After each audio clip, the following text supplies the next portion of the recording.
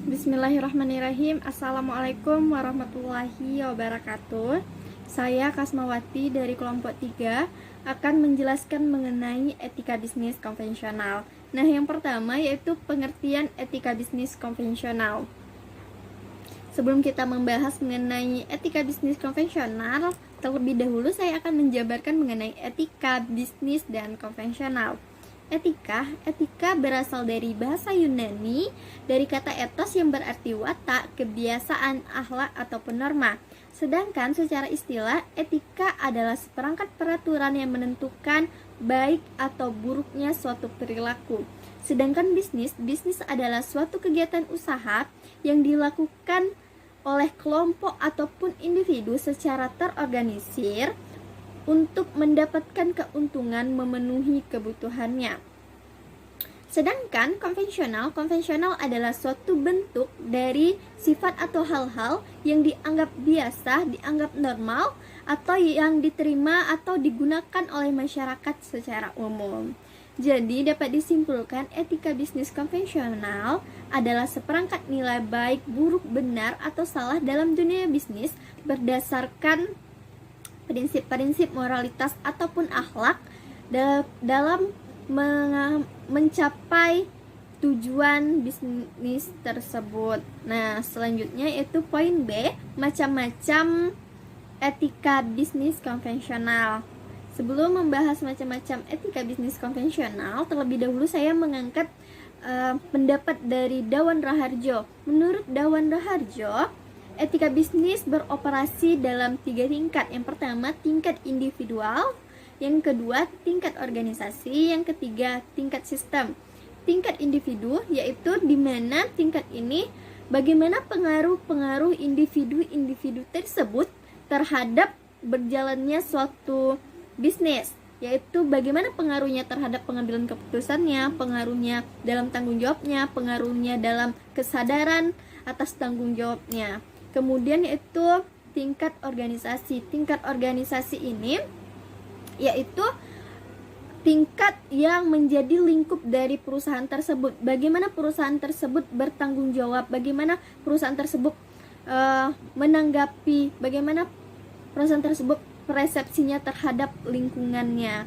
Kemudian yang ketiga yaitu tingkat sistem. Tingkat sistem yaitu tingkat di mana seseorang menjalankan aturan-aturan, menjalankan bisnis sesuai dengan sistem peraturan yang telah ditentukan. Baik, yang selanjutnya itu macam-macam etika bisnis konvensional. Macam-macam etika bisnis konvensional ada 6 prinsip. Yang pertama, prinsip utilitarianisme. Yang kedua, prinsip hak. Yang ketiga, prinsip universalisme. Yang keempat, prinsip hukum Tuhan. Yang kelima, prinsip keadilan distributif. Dan yang keenam, prinsip relativisme. Untuk prinsip-prinsip tersebut akan lebih detail dibahas oleh rekan saya Nadia Hairinisa dan Aisyah Audrey. Nah, sekian pembahasan dari saya, semoga bermanfaat. Terima kasih atas segala perhatian. Wassalamualaikum warahmatullahi wabarakatuh. Assalamualaikum warahmatullahi wabarakatuh. Saya Nadia Khairinisa, mahasiswa jurusan Ekonomi Syariah kelas E semester 6. Baiklah, di sini saya akan melanjutkan materi tentang macam-macam etika bisnis konvensional. Etika bisnis konvensional ini memiliki 6 prinsip. Yang pertama yaitu prinsip utilitarianisme, yang kedua prinsip universalisme, yang ketiga prinsip hak, yang keempat prinsip distributif, yang kelima prinsip hukum Tuhan, dan yang keenam prinsip relativisme. Di sini saya pribadi akan membahas prinsip yang 3 pertama, yaitu prinsip utilitarianisme, prinsip universalisme, yang ketiga prinsip hak.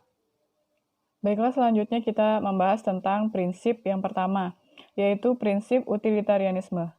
Utility sendiri dapat diartikan sebagai manfaat, berguna, atau berguna. Sehingga ukuran baik atau buruk suatu perbuatan dapat dilihat dari perbuatan itu sendiri. Bermanfaatkah atau tidak, memberi keuntungankah atau tidak. Menurut Bertrand, Teori ini cocok dengan pemikiran ekonomis yang cukup dekat dengan cost-benefit analysis yang banyak dipakai dalam konteks ekonomi seperti dalam menghitung untung rugi dalam bisnis. Sistem etika ini menghadapi beberapa masalah yang menjadi titik terhadap jika dibandingkan dengan prinsip Islam diantaranya, yaitu yang pertama, siapakah yang menentukan apakah baik bagi sebagian besar orang? Yang kedua, bagaimana dengan kaum minoritas jika yang dikatakan etis itu yang memberi keuntungan terbesar bagi mayoritas? Yang ketiga, bagaimana kerugian dan keuntungan bisa dipakai atau bisa dinilai pada persoalan yang tidak bisa diukur? Yang keempat, hak dan kewajiban individu diabaikan demi kepentingan hak dan kewajiban kolektif.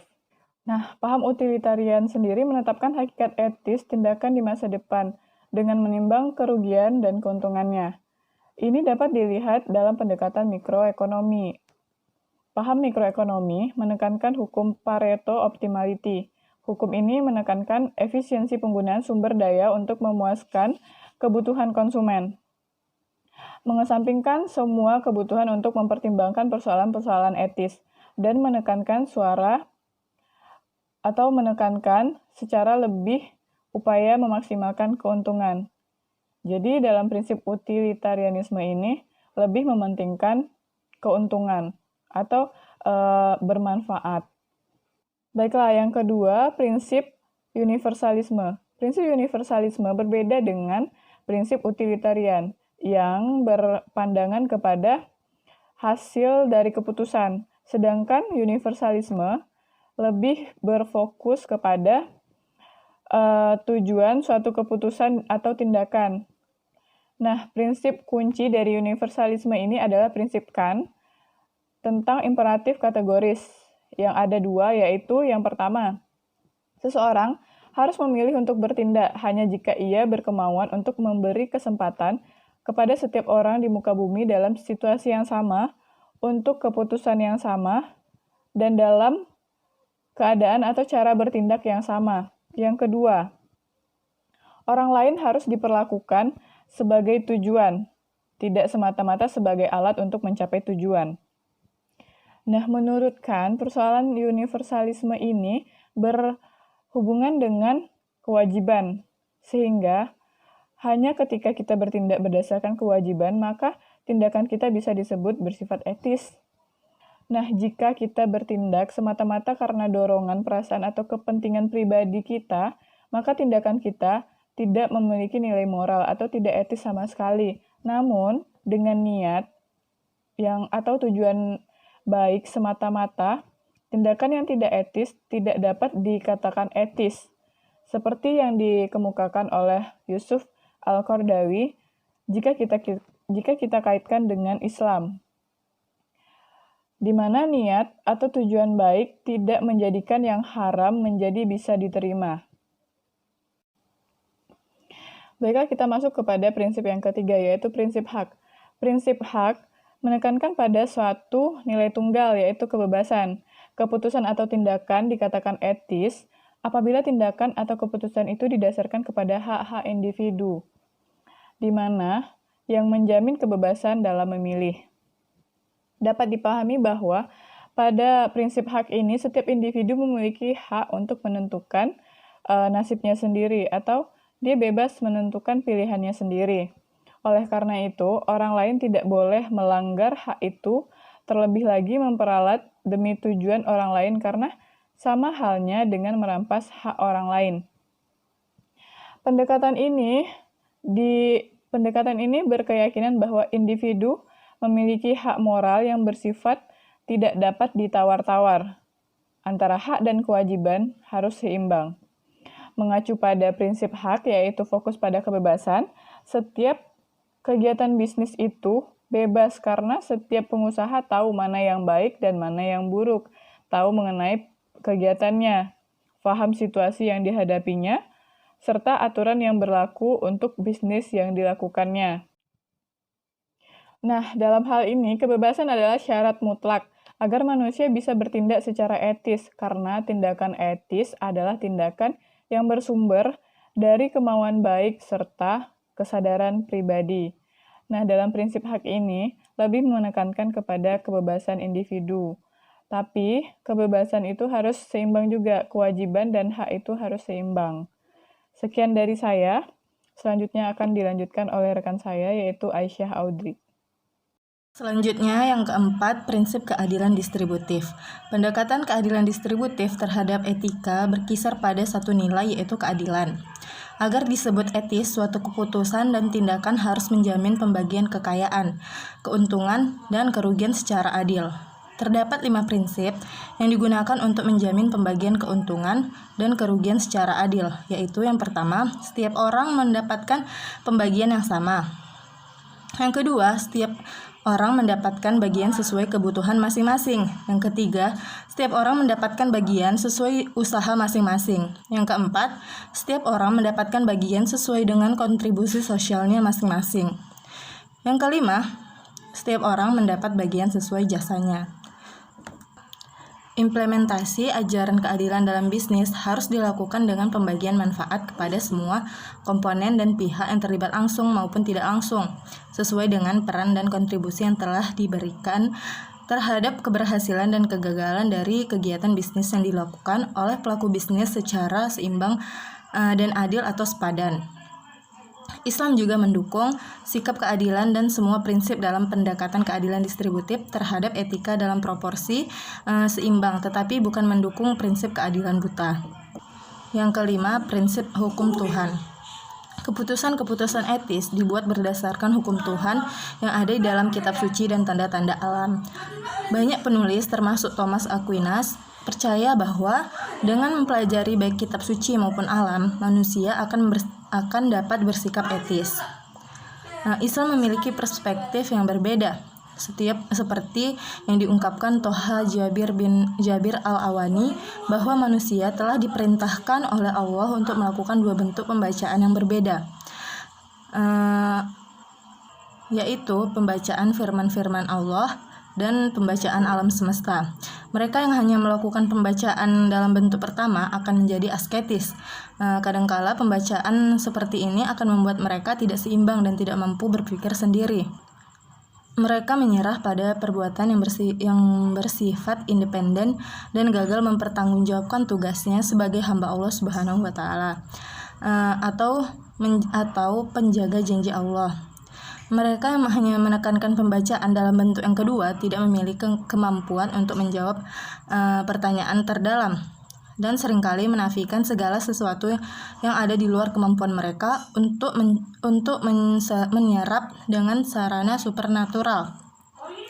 Yang lebih buruk lagi, jika mereka tidak percaya sama sekali, mereka percaya pada Tuhan yang menciptakan mereka sendiri dan seringkali mempersamakan Tuhan dengan alam itu sendiri. Pembacaan seperti ini hanya akan membawa kepada sifat syirik atau teori-teori abstrak. Sebagai hasil 2 pembacaan ini, aturan etika Islam berbeda dengan aturan moral seperti yang cenderung menekankan sifat kesementaraan hidup ini dan nilai-nilai meditasi serta penyingkiran dari dunia ini seperti yang dilakukan oleh agama Kristen dan beberapa agama timur lainnya. Yang keenam, prinsip relativisme. Prinsip relativisme menekankan bahwa tidak ada kriteria tunggal, universal yang dapat dijadikan acuan untuk menentukan suatu tindakan etis atau tidaknya. Setiap orang menggunakan kriterianya masing-masing dalam menentukan etis atau tidaknya suatu tindakan, dan kriteria itu mungkin sekali akan berbeda dari satu kebudayaan dengan kebudayaan yang lain, sehingga karakter etis dalam nilai-nilai perilaku sosial yang berbeda-beda itu harus dilihat dalam konteks budaya secara khusus. Karena aktivitas bisnis di suatu negara dengan negara lain akan saling berbeda karena terikat oleh norma dan nilai-nilai tersendiri dari setiap negaranya. Jadinya, prinsip ini menekankan adanya perbedaan-perbedaan kriteria dari setiap negara dalam menentukan tindakan etis tergantung dari negara itu tersendiri, yang dilihat kebudayaan yang masing-masing mengikatnya. Prinsip ini menimbulkan beberapa persoalan menjadi kritikan baginya, yaitu yang pertama, paham dari prinsip relativisme bersifat berpusat pada diri sendiri. Yang kedua, Prinsip relativisme mengimplikasikan setiap pemalas secara tidak langsung dalam diri si pembuat keputusan. Tentu saja hal ini sangat berbeda dengan Islam yang mengajarkan musyawarah dalam mengambil keputusan. Jadi, dengan prinsip ini akan muncul sikap egoisme karena dalam pembuatan keputusan hanya merujuk pada kriteria yang didasarkan pada kepentingan pribadi.